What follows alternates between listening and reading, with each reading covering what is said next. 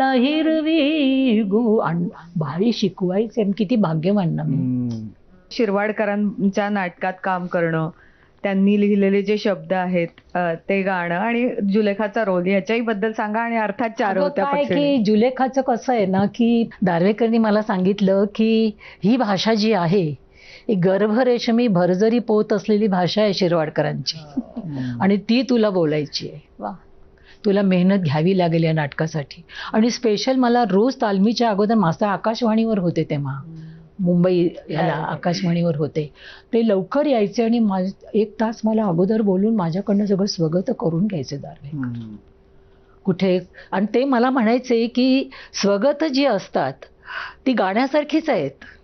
त्याला स्वर आहे, त्याला ताल आहे, त्याला लय आहे, ते कुठं थांबायचं, श्वास कुठे घ्यायचा, मोठी मोठी वाक्य स्वगतांमध्ये सुद्धा थांबायचं असतं, स्वल्पविराम असतं, हे असतं. ते सगळं मला मास्तरांनी शिकवलं, स्वगत कशी म्हणायची.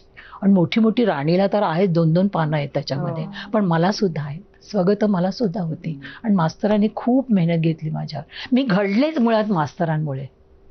अश्रूमधलं सुद्धा लाखों के बोल असं मास्तरनी म्हणायला सांगितलं म्हणून मी म्हटलं ना, लाखों के म्हणजे पणशेकरना तयार होण्यासाठी.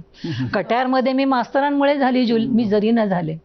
त्यामुळे माझी 20 मधली जुलेखा सुद्धा मास्तरांनीच. लिपस्टिक काढली.